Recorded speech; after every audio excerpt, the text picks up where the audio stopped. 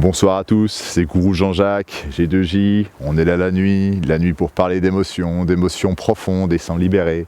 Il faut savoir qu'on est un peu construit comme des poupées russes émotionnellement, comme ça, et on est capable de remonter le temps, de faire une sorte de régression émotionnelle pour se libérer de toutes les émotions qu'on n'a jamais pu exprimer. Alors c'est parti.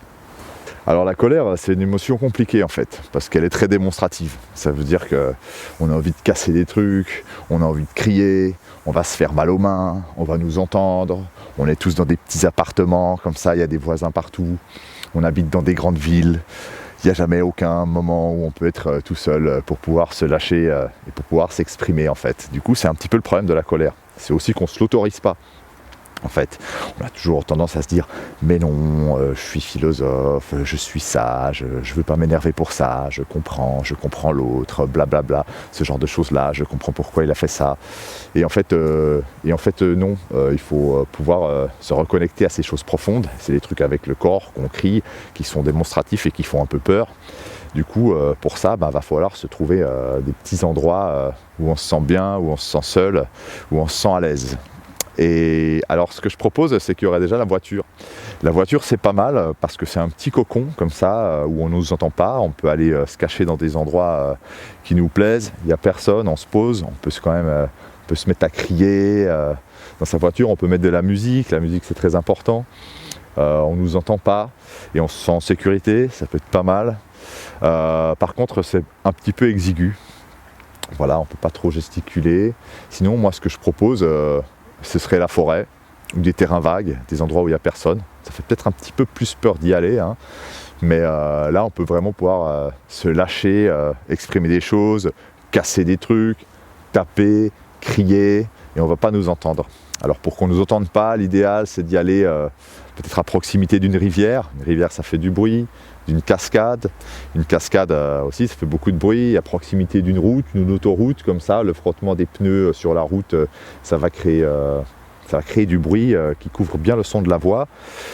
Si idéalement il pleut, il y aura moins de monde. S'il y a moins de monde, on se sent plus à l'aise. Et si le lieu est moche, potentiellement il y aura moins de monde. Du coup, si c'est moche, qu'il pleut, qu'on a sa musique, ça rajoute un peu de drama comme ça et on est prêt à se lâcher. Alors avec la colère, il y a aussi un problème, c'est d'être en colère contre la bonne personne, pour la bonne raison, au bon moment. Alors le bon moment on l'a raté, parce que c'était dans le passé et le but c'est de s'y reconnecter. Et contre la bonne personne et le bon moment, c'est le but de s'y reconnecter, parce que c'est une émotion qu'on aura facilement tendance à projeter, comme ça, à s'énerver en bagnole, contre des grandes causes, contre des collègues, ruminer des trucs, enfin je veux dire, voilà quoi, s'imaginer des choses qui ne sont pas les vraies causes profondes. Et dernièrement, il y aurait encore un petit problème, c'est qu'on va se juger. Qu'on va être là dans la forêt la première fois ou dans sa bagnole et on se met à crier. Alors vu que ça fait du bien, peut-être on va se prendre dans le truc rapidement, mais au début on va peut-être aussi se juger. Quand on va se mettre à taper sur quelque chose en criant, on va avoir peur qu'on nous entende, ce genre de choses là, et on va se dire mais je suis complètement fou, qu'est-ce que je fais, parce que je fais quelque chose qui sort de l'ordinaire. Et en fait il faudrait pas, je pense que c'est justement le contraire de la folie. La folie ce serait s'énerver sur des symboles, s'énerver en voiture, retrouver les sources profondes de sa colère, comme ça, vouloir se reconnecter à ces choses, finalement c'est très sain. Gourou Jean-Jacques, G2J, on est là pour la suite. La suite c'est toujours la colère. Et il y aurait deux moyens, je pense, d'être en colère, ce serait de frapper et ce serait de crier. Alors on va commencer par l'idée de frapper. Je pense que frapper c'est plus pudique en fait, ça permet d'initier le corps, c'est une bonne initiation en fait, on va pouvoir chauffer la machine comme ça, commencer à se défouler en frappant sur un truc. L'idée c'est de frapper avec quelque chose de dur contre quelque chose de souple, ou l'inverse, mais pas dur contre dur, sinon on risque de se faire mal en fait. Et il y aurait l'autre moyen, ce serait de crier, mais crier c'est un petit peu plus profond, mais c'est supérieur à frapper à mon avis, parce que ça permet d'exprimer des choses très très profondes. Enfin bon bref.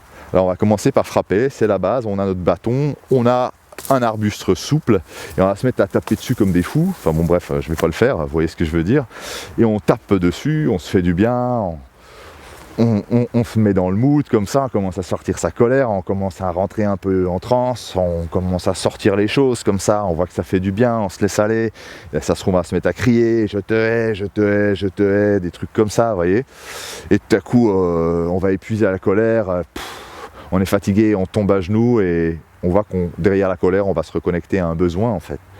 Et on va dire j'aurais eu besoin que tu sois là pour moi. Et là, on voit que tout à coup, on s'exprime à un parent, on sait exactement quel parent, pourquoi, on sait à peu près quel âge on a. On se rend compte de choses très profondes, en fait. Et ça nous a fait du bien. On peut le noter dans un carnet pour analyser les choses. On peut peut-être revenir plus tard ou un autre jour. Ça va être long d'aller au bout du truc. Deuxième exemple, avec un linge. On peut frapper contre quelque chose de dur, par exemple un arbre, un linge c'est souple, du coup ça permet de taper comme ça, c'est agréable, on se fait pas mal aux mains, ça permet aussi de taper chez soi, contre une porte ou contre un mur, c'est vraiment pratique le linge, et voilà, puis par exemple là avant on était en colère contre quelqu'un d'autre, on peut aussi être en colère contre soi-même. Là par exemple je vais frapper et crier t'es une merde, je te déteste, d'un coup on se rend compte qu'on parle à soi-même, on tombe à genoux et on dit j'ai besoin que tu m'aimes. Et en fait, on voit qu'on ne s'aimait pas parce qu'on pense qu'on n'était pas à la hauteur, enfin ce genre de choses-là. Troisième exemple, on peut être en colère contre quelque chose d'autre que soi-même ou que quelqu'un d'autre. On peut être en colère contre la terre, contre l'univers, contre Dieu, contre le Seigneur, contre n'importe quoi qui est plus grand que soi, en fait, pour les injustices de la vie. Par exemple, une maladie, on a perdu un proche et d'une maladie... tout le monde a souffert, c'est de la faute à personne, on est quand même en colère, du coup là par exemple on pourrait poignarder la planète en disant monde de merde, monde de merde, monde de merde, et tout à coup on en arrive au besoin et à ce qu'on a au fond de soi, on dit ah, tu m'as pris mon père. Et on se rend compte qu'on est super triste en fait, et qu'on est dans une phase de colère, d'acceptation, tous ces trucs de deuil. On a parlé de frapper, maintenant je voulais venir un petit peu plus sur le cri.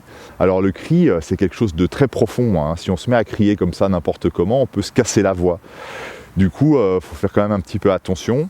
Et pour ça, moi, ce que je propose, c'est vraiment déjà de rentrer dans sa colère physiquement, comme ça. Vous imaginez que vous êtes au théâtre, vous crispez les poings, vous crispez le corps, vous crispez la mâchoire, vous vous tendez un maximum, vous vous laissez aller comme ça. Et vous pouvez commencer à respirer avec une sorte de râle comme ça. Comme quand on fait du sport, qu'on pousse quelque chose de lourd, et puis il va falloir sentir que sa gorge est ouverte et qu'on s'appuie tout au fond de son squelette sur le sacrum, qui est l'os du milieu du pelvis, comme ça, toute la colonne vertébrale. Il faut tout ouvrir, et là cette respiration elle va aider à faire ça. Alors on peut respirer comme ça, devenir un démon comme ça, baver, devenir un monstre, se lâcher comme ça, puis ensuite on va commencer à pouvoir faire des cris, vous allez voir, des cris qui sont profonds, on entend sa voix un petit peu différemment, puis avec cette voix là vous allez pouvoir crier des choses à des gens, vous pouvez imaginer des scènes, vous pouvez parler à Dieu, au Seigneur ou n'importe quoi, à l'univers, au ciel, vous allez pouvoir imaginer des gens autour de vous, leur crier des choses, leur crier ce que vous avez en vous, et vraiment recréer des scènes, recréer des trucs qui vont venir en vous comme ça, et vous lâcher, allez dedans, vous allez toujours dans votre truc, vous dites tout ce qui vous passe par la tête, et voilà quoi, peut-être qu'à la fin vous allez pleurer et tout, puis après une session comme ça, vous pouvez prendre un carnet de nouveau et noter tout ce qui s'est passé, vous notiez quel âge vous aviez, qu'est-ce que vous disiez, à qui, pourquoi, comment vous vous êtes senti, à quel point ça vous a fait mal, hein, vraiment à quel point ça vous a blessé tout au fond de votre âme. C'est tout ça qu'il faut noter, puis on comprend, on prend la mesure des choses,